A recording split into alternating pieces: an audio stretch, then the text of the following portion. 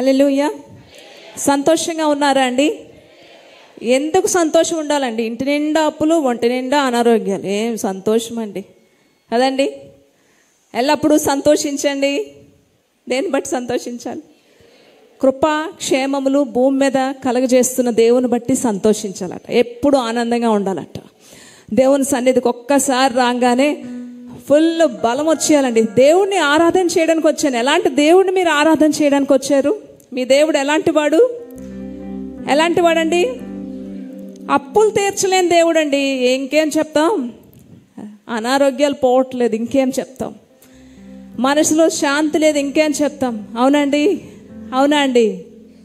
అయ్యో, ఎన్ని కష్టాల్లోనైనా సరే మనల్ని దేవుడు ఎత్తుకొని నడిపిస్తున్నాడు. అనేకమైన వ్యాధుల నుంచి మనల్ని విడిపిస్తున్నాడు కదా. ఇంతకంటే ఏం కావాలి మనకి? కనుక భూమి మీద కృపా క్షేమములు కలుగజేస్తున్న దేవునట మనం స్తుతించాలట, ఆయన ఆరాధన చేయాలట. ఇలాంటి దేవుడు ఎక్కడైనా ఉన్నాడా? ఏసే జీవము, ఏసే మార్గము, ఏసే సత్యము, మన గమ్యము ఆయనే. ఎంతవరకు చెప్పాలి? నా ఆఖరి ప్రాణం ఉన్నంత వరకు కూడా నేను ఆ మాట చెప్తాను అని ఉండాలి. ఆరాధన చేద్దాం. ఈరోజు ఈ ఊపిరి నాలో ఉందంటే దేవుని ఉచితమైన కృప. అందుకనే ఈరోజు నేను ఉన్నాను. హాస్పిటల్లో ఏ ఐసీయూలలో లేకుండా ఈరోజు సజీవునే దేవుని మందిరంలో ఉన్నాను. దాన్ని బట్టే నేను ఆరాధన చేస్తాను అని వారు అందరూ నాతో ఏకీవించి ఆరాధన చేయండి. హల్లెలూయా, హల్లెలూయా. చేతుల పైకెత్తి ఆరాధన చేద్దాం. ఇంకేదో లేదని ఏడవకుండా, ఇంకేదో లేదని నిరాశ చెందకుండా, అన్నీ ఉన్నా ఇంకేదో లేదని బాధపడకుండా, ఈరోజు నేను ఆరోగ్యంగా దేవుని సన్నిధిలో ఉన్నాను. ఆయన ఊపిరి ఇంకా నాలో ఉంచాడు. ఇంకా ఆయన ఊపిరి నాలో ఉంచాడు. అనేకమైన వ్యాధుల నుంచి నన్ను ఎత్తుకొని ఆయన తీసుకొస్తున్నాడు. చూడండి, ఎన్నో హాస్పిటల్స్లో ఎంతమంది ఏ పరిస్థితిలో ఉన్నారు? ఏ పరిస్థితిలో ఉన్నారు? మీరే పరిస్థితిలో ఉన్నారు? దేవుని సన్నిధిలో ఆరోగ్యంగా ఉన్నాను. దీన్ని బట్టే నేను స్తుతిస్తానంటే మిమ్మల్ని బట్టి దేవుడు సంతోషిస్తాడండి. ఆత్మపూర్ణలే ఆరాధన చేద్దామా? ఆత్మతో సత్యముతో ఆరాధన చేద్దాం. ఏ ఒక్కరు పెదాలతో ఆరాధన చేయకండి. ఈరోజు నేను ఇంకా బ్రతికి ఉన్నానంటే ఆయన ఉచితమైన కృప అని చెప్పి ఆరాధన చేద్దాం. అందరూ కూడా దేవుని స్తుతిద్దాం. మహోన్నతుడా, మీ నామానికి వందనాలు తండ్రి. కృతజ్ఞతలు, కృతజ్ఞతలు చెప్తాం. కృతజ్ఞతలు. యేసే జీవము, యేసే మార్గము, యేసే నా దైవము, యేసే నారీడు నా నావనావికు నా ప్రాణనాదుండు. క్వైర్ కూడా వస్తారా? క్వైర్. నా ప్రాణనాదుండు. బిగ్గరగా నా వెనకాతల. యేసే జీవము, యేసే మార్గము, యేసే నా దైవము, యేసే నారీడు నా నావనావికు నా ప్రాణనాదుండు, నా ప్రాణనాదుండు. సాగింతును నాదు ప్రభు యేసు నాకు ఇలా ఎండు అండ. భయమంతూ నాకు ప్రభు యేసు ఉండ. తన జీవ మార్గంలో నడిపిస్తాడు. నా జీవితం నేను ఆయనకి అర్పిస్తాను.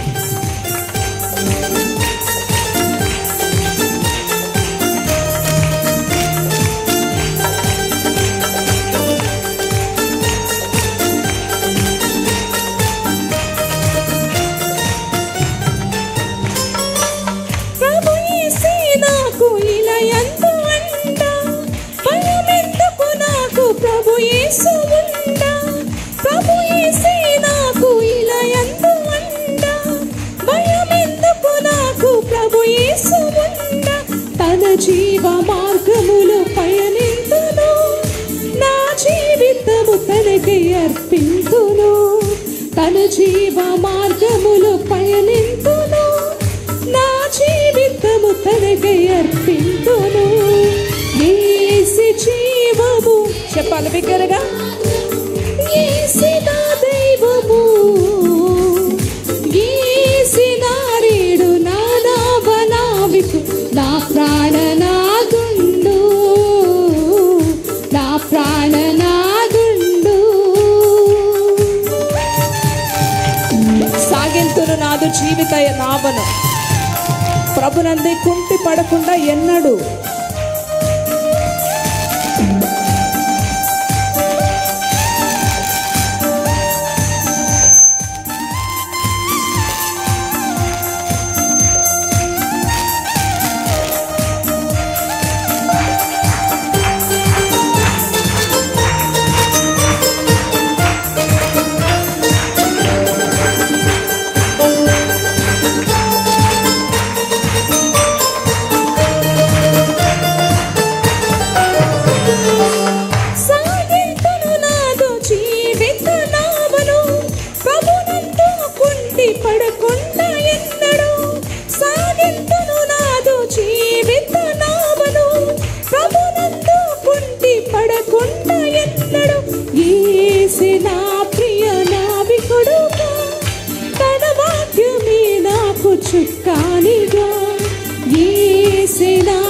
ప్రియ నావికుడుగా తన వాక్యమే నాకు చుక్కానిగా యేసే చెప్తారండి ఆఖరు చైర్స్ లో ఉన్నావు యేసే నా జీవము యేసే నా రీడు నా నావికుడు నా ప్రాణనాథుండు నా ప్రాణనాథుండు కష్టములైనా భరిస్తాను నష్టాలైనా సహిస్తాను యేసు రాజును నే విడువలేను ఒకవేళ నే విడిచినా నే బ్రతకలేను అద్భుతమైన ఈ మాటల ద్వారా దేవుని స్తుతిద్దాం అందరికి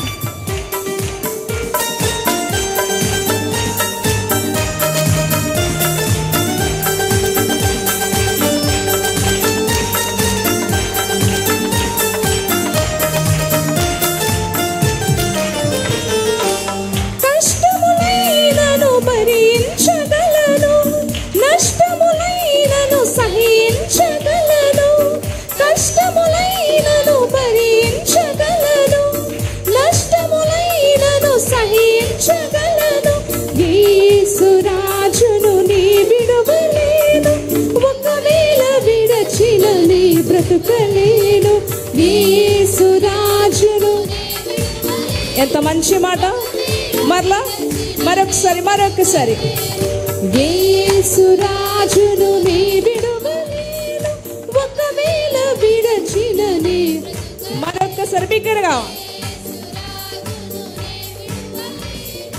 ఒకవేళ విడచిన నీ బ్రతుకలేను యేసు జీవము యేసు మార్గము యేసు నా దైవము యేసు నా రీడు నా నావికుడు నా ప్రాణనాథుండు నా ప్రాణనాథుండు ఆరాధనలోకి వించాలి నా ప్రాణనాథుండు యేసు జీవము యేసు నా దైవము యేసు నా రీడు నా ప్రాణనాథుండు నా ప్రాణనాథుండు నా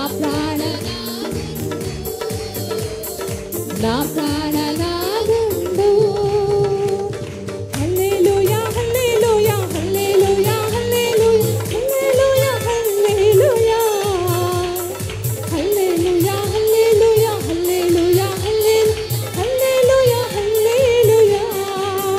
హల్లెలూయా హల్లెలూయా హల్లెలూయా హల్లెలూయా హల్లెలూయా హల్లెలూయా హల్లెలూయా బిగ్గరగా హల్లెలూయా హల్లెలూయా హల్లెలూయా హల్లెలూయా హల్లెలూయా ఇదే మాట హల్లెలూయా హల్లెలూయా హల్లెలూయా హల్లెలూయా హల్లెలూయా హల్లెలూయా హల్లెలూయా హల్లెలూయా హల్లెలూయా హల్లెలూయా నిన్ను విడచి నేనుండలేను క్షణమైనా నీ బ్రతుకలేను నిన్ను విడచి నేనుండలేను క్షణమైనా చెప్పాలి ప్రతి ఒక్కరు నిన్ను విడచి నేనుండలేను క్షణమైనా నీ బ్రతుకలేను నిన్ను విడచి నేనుండలేను క్షణమైనా నీ బ్రతుకలేను హల్లెలూయా హల్లెలూయా హల్లెలూయా హల్లెలూయా హల్లెలూయా హల్లెలూయా హల్లెలూయా హల్లెలూయా హల్లెలూయా హల్లెలూయా హల్లెలూయా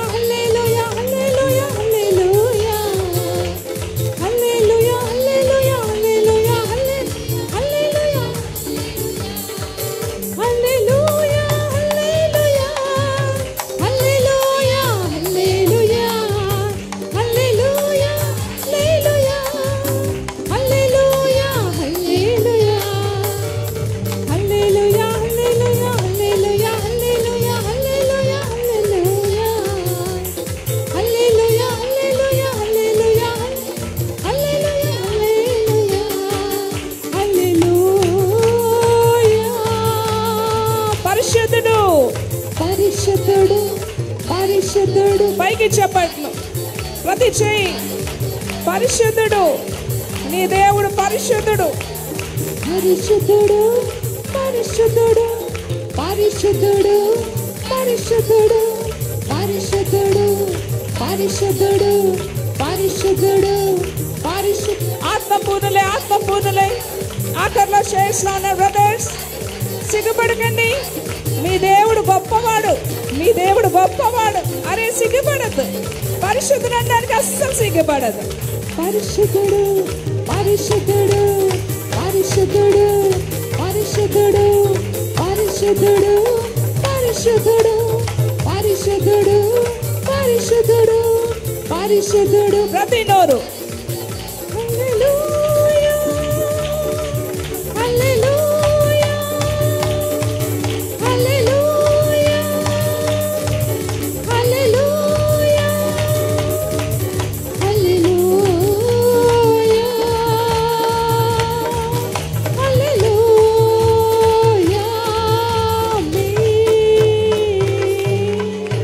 హల్లెలూయా, హల్లెలూయా, హల్లెలూయా.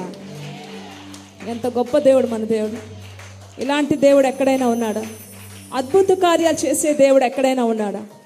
ఆశ్చర్య కార్యాలు చేసే దేవుడు ఎక్కడైనా ఉన్నాడా? ఇలాంటి దేవుడు ఎక్కడైనా ఉన్నాడా? సజీవులు మృతులుగా, మృతులను సజీవులుగా చేసే గొప్పతనం ప్రభువైన యేసుక్రీస్తు చేతిలోనే ఉందండి.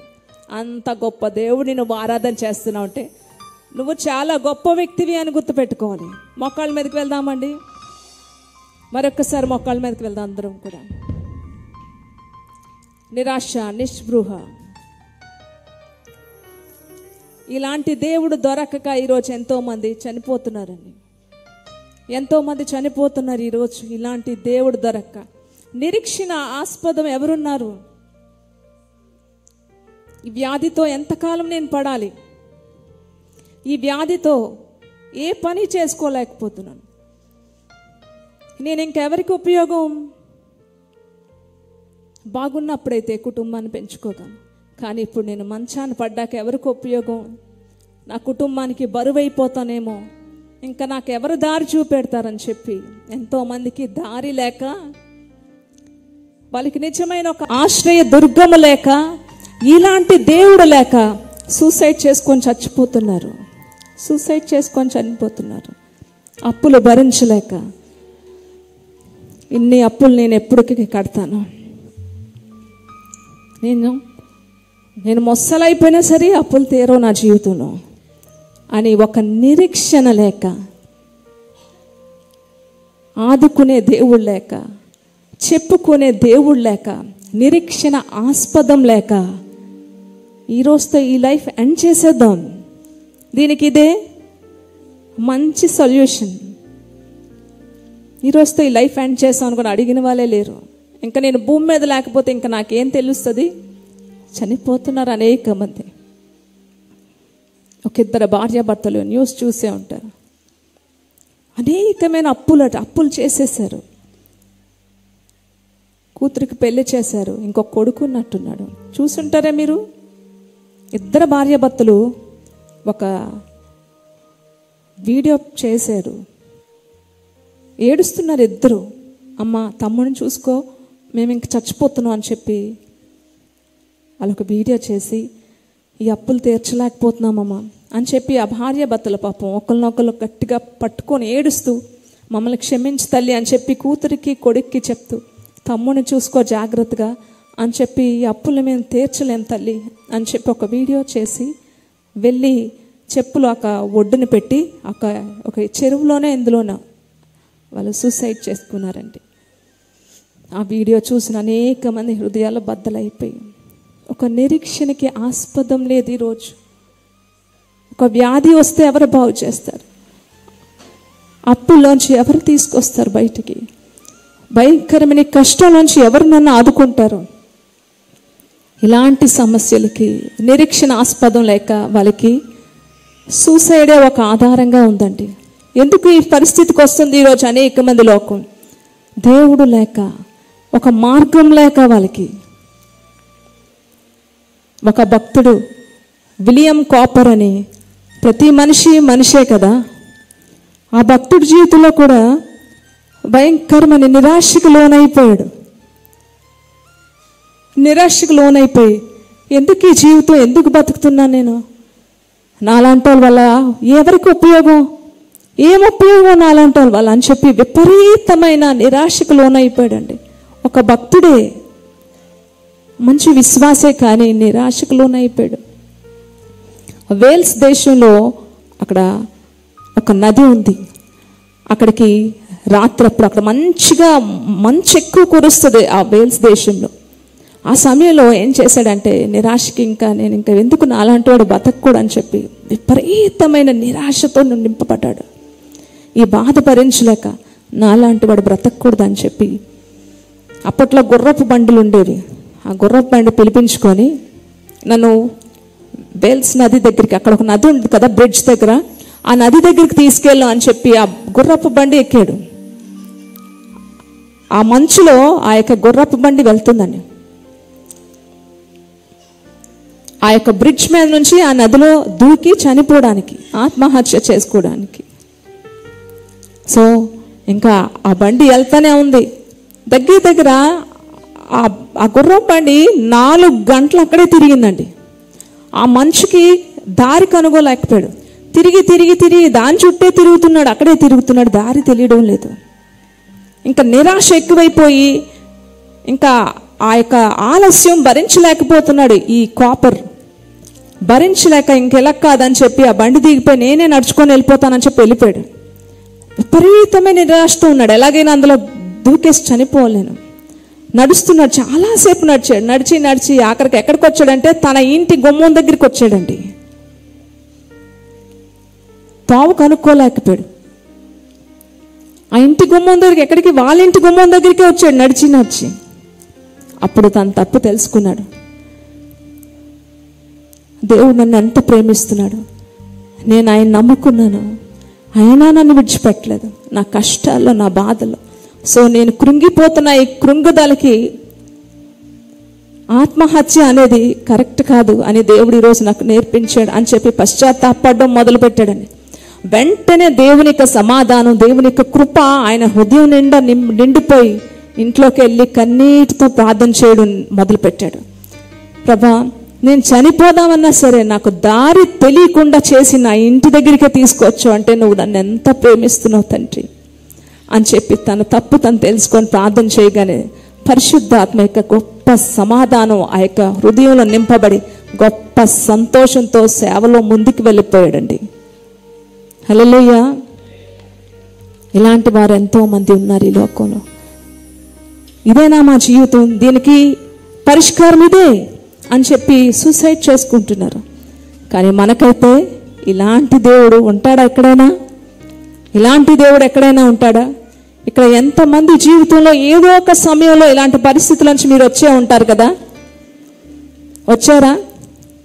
ఎంత గొప్ప విశ్వాసులమైనా ఏదో ఒక సమయంలో కృంగిపోతాం.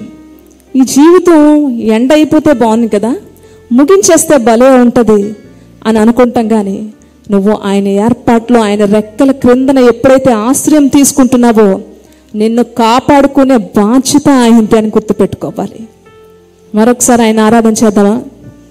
మొక్కల మీదకి వెళ్దామండి, మొక్కల మీదకి వెళ్దాం, దేవుని స్తుతిద్దాం.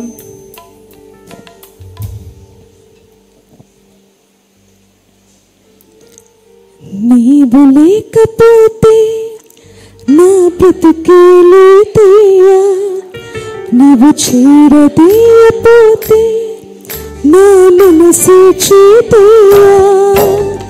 నీవు లేకపోతే నా బ్రతుకేలేదయ్యా, నీవు చేరదీయపోతే. చెప్పాలి ప్రతి ఒక్కరు కూడా. నువ్వుంటే ఎలా ఉంటుంది?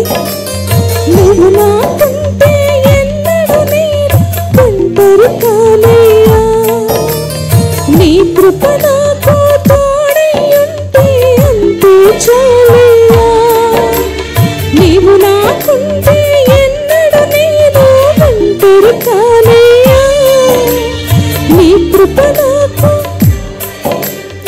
అంతే చాలయ్యా. యేసయ్యా, యేసయ్యా,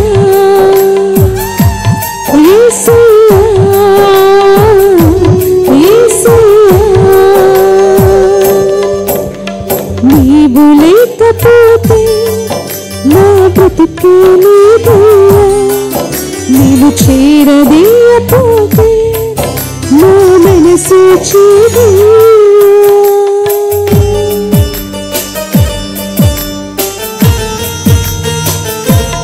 సిరి సంపదలు ఉంటాయట, అందరూ వస్తారట, కానీ ఏమీ లేకపోతే ఎవ్వరూ మన దగ్గరికి రారట.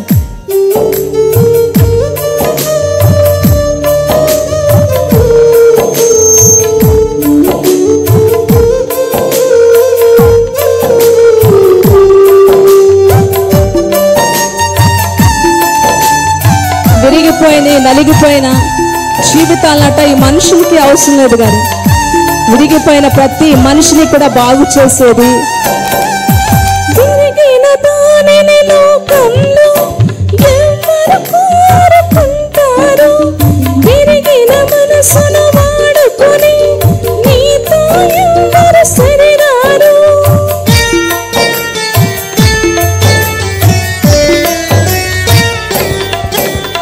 విరిగిన దానిని లోకంలో ఎవరు కోరుకుంటారు?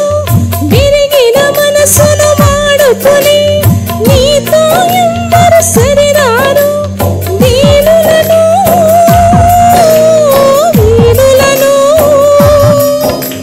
జ్ఞానులుగా శ్రీమంతులుగా మార్చగలిగిన మంచి దేవుడవు నీవే యేసయ్యా. మార్చగలిగిన మంచి దేవుడవు నీవే యేసయ్యా. యేసయ్యా యేసయ్యా యేసయ్యా యేసయ్యా. నీవు లేకపోతే నా బ్రతుకే లేదయ్యా నీవు చేరదీయపోతే నా మనసే చీదయ్యా. నీవు లేకపోతే నా బ్రతుకే లేదయ్యా నా మనసే చీదయ్యా. నీవు నాకుంటే ఎన్నడూ నేను ఒంటరి కానయ్యా. నీ కృప నాకు తోడై ఉంటే అంతే చాలయ్యా. నీవు నాకుంటే ఎన్నడూ నేను ఒంటరి కానయ్యా.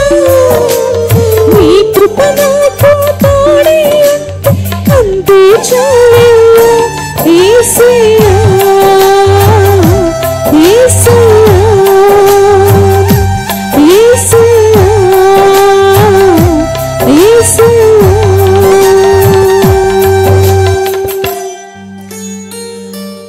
ఇలాంటి పరిస్థితుల్లో ఎంతమంది అయ్యో నేను చనిపోవాల్సింది ఒక్క సమయంలో ఎందుకు ఈ జీవితం అనుకున్నాను. ఆ రోజు చనిపోతే ఈరోజు నువ్వు దేవుని సన్నిధిలో ఆరాధించేసేవాడువా, ఒక సాక్షిగా ఉండేవాడువా కదండి. ఈ క్షణం మనకు చాలా కష్టంగా ఉంటుంది. ఈరోజు ఎలా గడుస్తుంది అని అనుకుంటాం మనం, కానీ ఈరోజు నిన్ను కాపాడపోతే ఆయనకి నువ్వు ఎలా సాక్షిగా ఉంటావు. ఈరోజు గొప్ప గొప్ప జీవితాలు, గొప్ప గొప్ప భక్తుల యొక్క జీవితాలు సాక్ష్యాలు వింటే, యేసన్న గారు కానీ భక్త సింగ్ గారు కానీ అనేక మంది ట్రైన్ ట్రాక్స్ మీద నిల్చున్నారు. అనేక మంది భక్తులు తెలుసా అండి.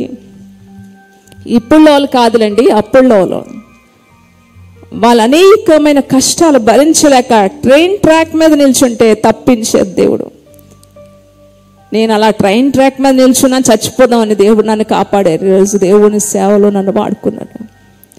నదిలో పడిపోదామని అనేక మంది భక్తులు, వాళ్ళు నీతి యథార్థత కలిగిన భక్తులు కనుక దేవుడు వారిని కాపాడుకున్నాడు.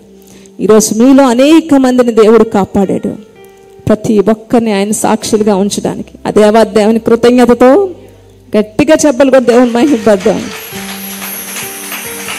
నీవు నాకుంటే ఎన్నడూ నేను ఒంటరి కానయ్యా.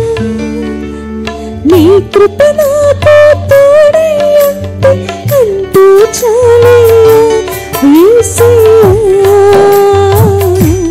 యేసయ్యా యేసయ్యా యేసయ్యా. దేవుడు మీతో మాట్లాడితే అనేక సార్లు ఇలా దేవుడు నన్ను కూడా కాపాడాడు. ఆయనకు ఒక సాక్షిగా నిలబెట్టాడు. ఆ రోజే నా జీవితం అంతమైపోతే ఈరోజు దేవుని సన్నిధిలో ఉండేవాడినే కాదు. దేవుడు నన్ను ఎంతో ప్రేమిస్తున్నాడు కనుక ఈరోజు నేను కాపాడబడి ఆయన మందిరంలో ఉన్నానని కృతజ్ఞత కలవారు ఎవరైనా ఉంటే కృతజ్ఞతతో ప్రార్థన చేస్తారండి.